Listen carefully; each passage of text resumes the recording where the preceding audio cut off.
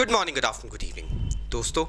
Kevin sir back from personal tutor, standard 10th pol science, जिसे हम civics भी कहते हैं, कि बुक का चैप्टर पावर शेयरिंग हम लोग आज डिस्कस कर रहे हैं। Topic is Belgian power sharing model. हमने देखा है कि अलग अलग देशों में पावर शेयरिंग कैसी हो रही है। इस चैप्टर में हम देख रहे हैं मुख्यतः दैट श्रीलंका में क्या पावर शेयरिंग करी गई और उससे क्या सिविल वॉर शुरू हुआ है। बेल्जियम में भी कुछ ऐसी ही सिचुएशन आमने सामने आके खड़ी हो गई थी, लेकिन वहां की गवर्नमेंट ने बहुत सोच समझ के एक यूनानिमस और एक ऐसा डिसीजन लिया that was really appealing and it set an example in front of everyone in the world. इन लोगों ने, चूंकि वहां पर एथनिक कॉम्पोजिशन काफी डिफरेंट और वाइड था, कैपिटल में बहुत अलग था, रेस्ट ऑफ द कंट्री में बहुत अलग था। जानने के लिए प्रीवियस वीडियो देखिएगा। अपने कॉन्स्टिट्यूशन में 1970 से लेके 1993 तक 4 अमेंडमेंट्स करे। अमेंडमेंट्स मतलब कॉन्स्टिट्यूशन में कोई सी बात लिखी है उसको बदलना।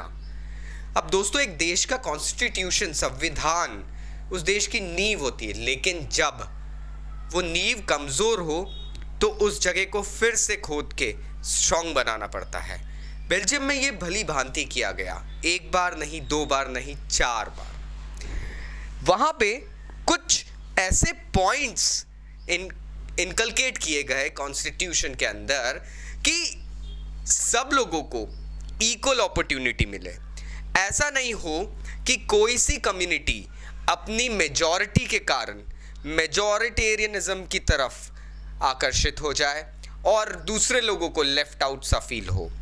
व्हाट दे डिड, कॉन्स्टिट्यूशन में क्लियरली कहा गया that there will be equal participation और equal number of representatives from both the communities, that is the French as well as the Dutch, in the central government। मतलब जो central government है Belgium की, उसके अंदर French और Dutch लोगों का इक्वल पार्टिसिपेशन रहेगा।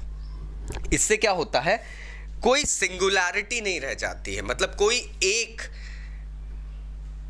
लैंग्वेज विशेष या एथनिसिटी के ऊपर बेस्ड गवर्नमेंट बन के अपने यूनानिमस डिसीजंस नहीं ले सकती है। What they will do is they will be going ahead and having discussions, debates and everything। उसके बाद में डिबेट्स मतलब कोई सा भी लॉ को इनैक्ट किया जाएगा, डिसीजंस लिए जाएंगे।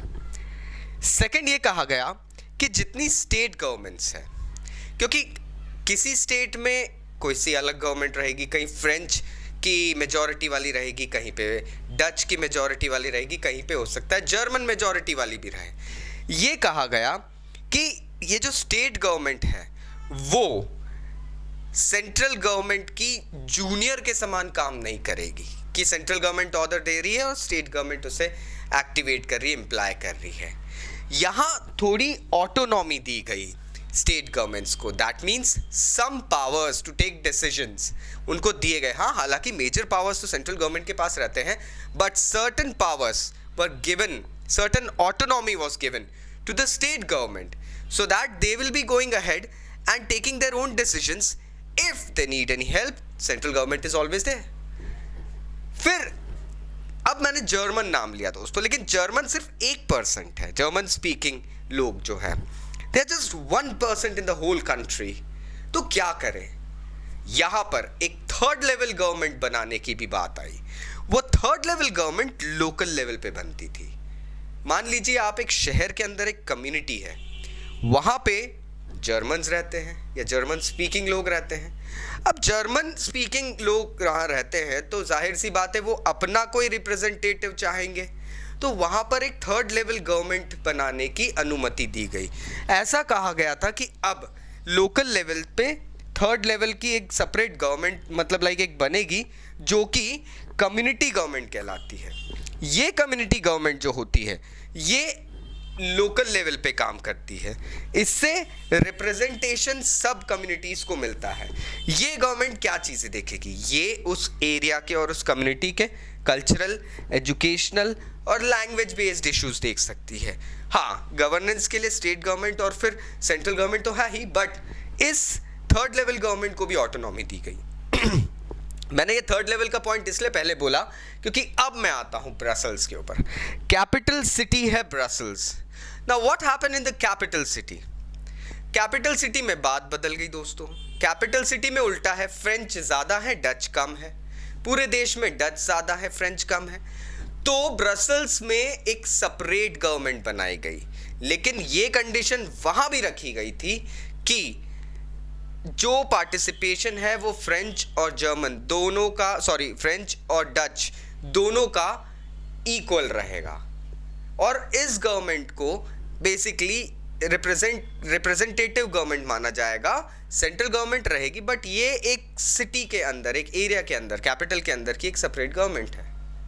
आशा करता हूँ आपको समझ में आ गया होगा कि क्या तिकड़म दौड़ाई थी बेल्जियम वालों ने, ताकि उनके देश में ना इक्वल रिप्रेजेंटेशन रहे, कहीं कोई फसाद की जड़ नहीं बचे।